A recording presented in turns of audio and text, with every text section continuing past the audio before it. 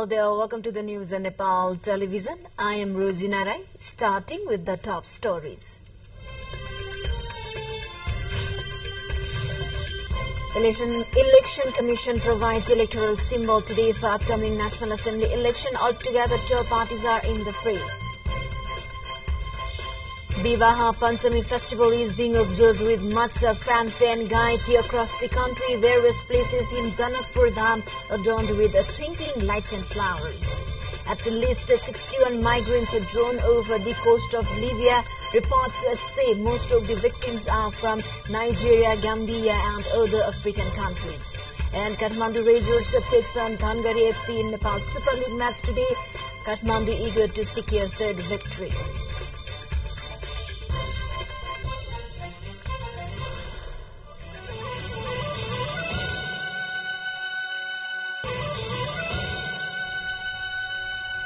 Welcome back. Now news in detail. The Election Commission is awarding electoral symbol today to those 12 registered parties contesting for the upcoming National Assembly poll. According to the assistant spokesperson of the Commission, Surya Prasad Arial, the parties will be provided electoral symbol within determined time today. 12 parties have been registered for the National Assembly elections out of 119 registered with the Election Commission. Only 12 out of 119 parties will participate, as only province assembly members, local level heads and chairs and vice chairs can vote.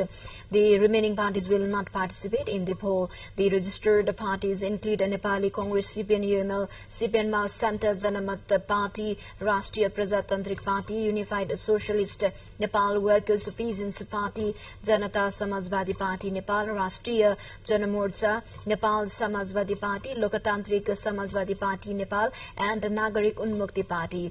The NA poll is scheduled for 25th January to elect a total of 19 members of the upper house to fulfill vacant post of National Assembly members, which is expiring from 3rd March, and one remaining member will be nominated by the head of the state. The CPN UML's Midhill Highway campaign, which commenced on November 30 from Julalghat Baitadi, is concluding today at Chiwa Vanjang, marking the easternmost point of the Midhill region. The 18-day campaign-themed local relation national message traversed across the Midhill area, featuring various events and public engagements. Party officials addressed the public, emphasizing the significance of local connection in conveying a national message. In a climatic conclusion, Chairman KP Sharma Oli is scheduled to hoist the flag of Nepal at Chiwa Vanjang, the border point between India and Nepal, symbolizing the successful completion of the campaign and underlining the party's commitment to national unity. The Rashtriya Prajatantra Party is holding its Central Committee meeting in Kathmandu from today, and it will last until December 19. Party senior leader Raja Ram Shrestha informed that the meeting has been summoned to ratify the party's new regulations following discussions on its draft.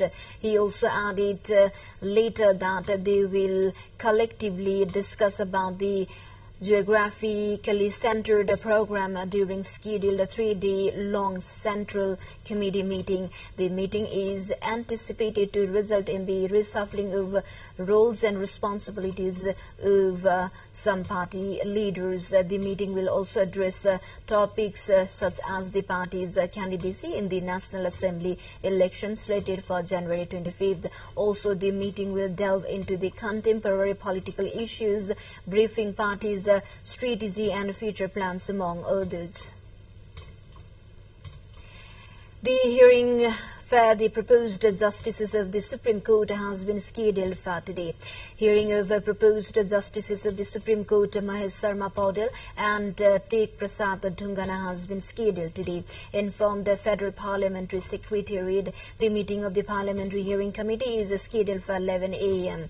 Hearing of Justices Saranga Subedi and Abdul Azim Muslim proposed for the Supreme Court has been already completed. 10 individuals have filed objection against the proposed of justices at the Supreme Court. In a meeting held on November 21, the Judicial Council had recommended the names of Saranga Subedi, Abdul Aziz Muslim, Mahesh Sharma Paudel, Tek Prasad Dhungana, Sunil Pokhrel and Bal Krishna Dhakal for the Supreme Court justices. As per the constitutional provision, their appointment can take place only after approval from the Parliamentary Hearing Special Committee. Time for a short break. Stay with us.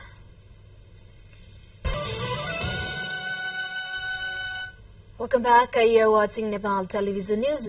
Now we have remaining national and international updates. The Bibaha Panchami festival is being observed with much fanfare and gaiety across the country, especially in Midhill region today, by worshipping and paying homage to Hindu god Ram and goddess Sita. The main day of the festival features the Swayamvar ceremony in Janakpur Dham. The festival, bearing religious and cultural significance, is observed on the 5th day of Shukla Paksha in Marga month, according to the lunar calendar. It commemorates the wedding of Hindu god Ram and goddess Sita that took place in the Treta Yuga. The Bibaha Panchami is celebrated with gaiety and religious fervor, especially in the historic city of Janakpur today, where thousands of devotees are offering prayers at the famous Janaki temple since early morning. Ram and Sita were married in Janakpur, the capital city of ancient Midhill kingdom, and their marriage is celebrated to this day.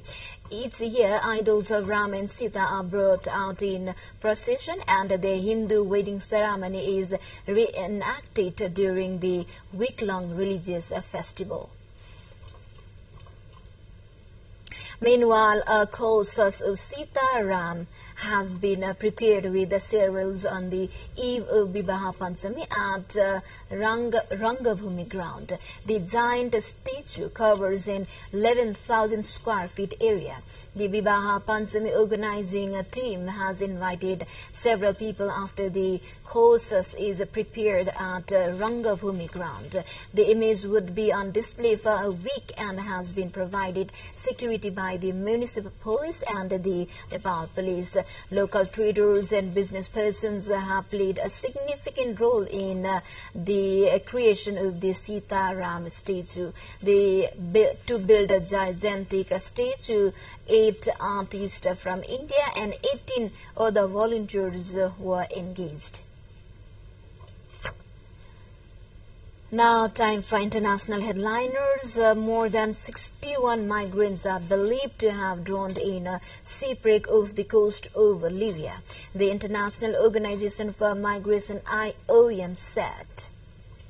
Citing survivors, the UN agency said on Saturday that the vessel left the city of Juara with around 86 people on board. It said high waves swamped the boat and that 61 migrants, including children, were missing and presumed dead as well. Libya is among the main departure points of migrants trying to cross the Mediterranean Sea and into Europe.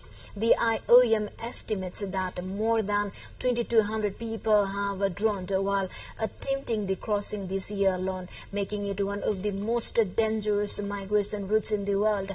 The agency said most of the victims of the latest incident were from Nigeria, Gambia and other African countries, the AFP news agency reports. It also said 25 survivors had been transferred to a Libyan detention center and were being given further medical treatment support. Now, time for a short break again. Stay with us for remaining international headliners.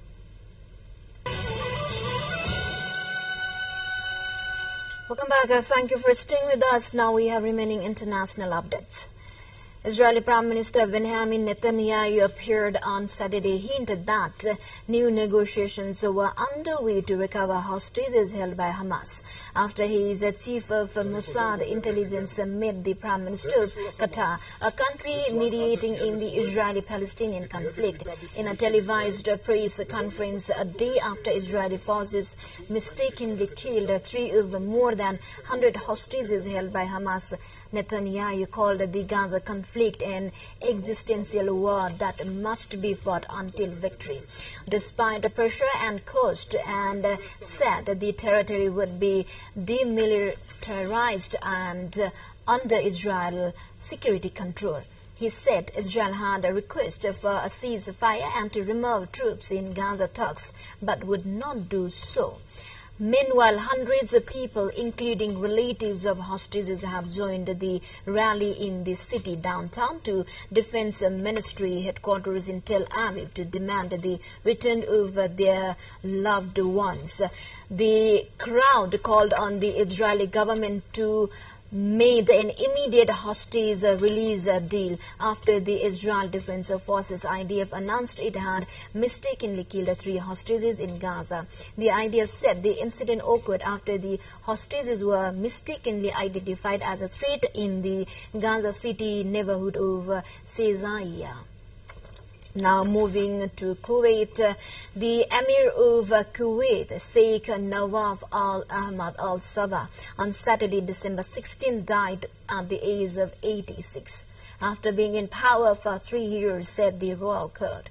State television made the announcement after halting its regular programming and switched to a broadcast of the Quranic recital.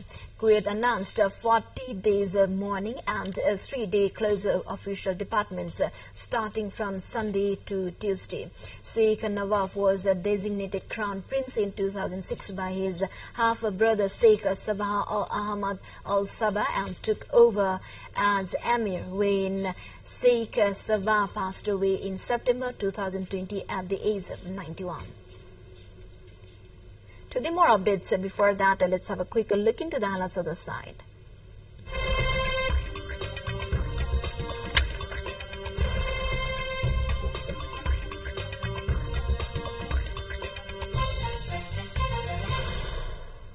Artificial rain has been used for the first time in Pakistan in a bid to combat hazardous levels of pollution in the mega city of Lahore, says the provincial government. Planes equipped with cloud seeding equipment flew on Saturday over the eastern city, often ranked one of the worst places globally for air pollution. It drizzled in at least 10 areas of Lahore, caretaker Chief Minister Punjab Mohsin Naqvi told the reporters, adding that the authorities were monitoring the impact of artificial rain in a radius of 15 kilometers.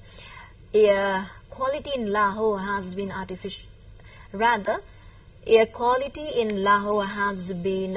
worse to breathe in the last few weeks, and the Punjab government employed several tactics including early closure of businesses and keeping schools for 2 extra days to help improve the air quality, but nothing is working, according to the report. Now time for sports update.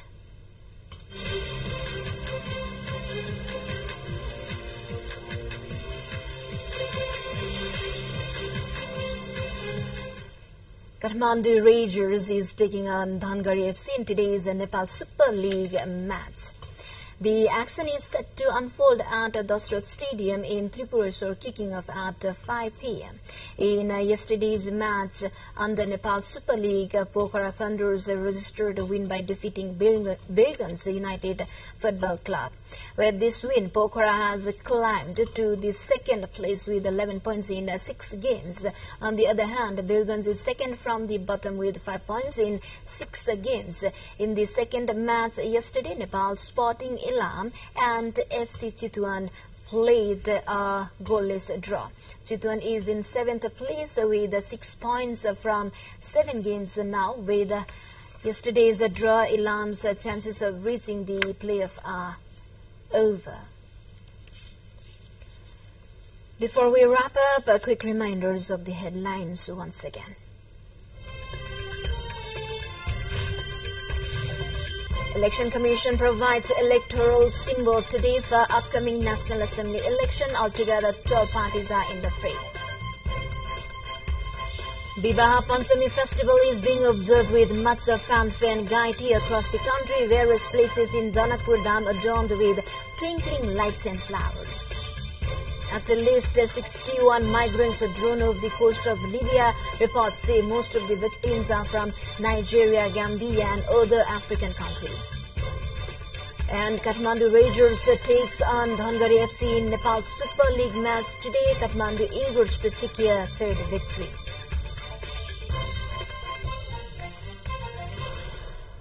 Well, this is all we have for this moment. Until our next bulletin. Stay with us. Have a good day ahead. Namaste.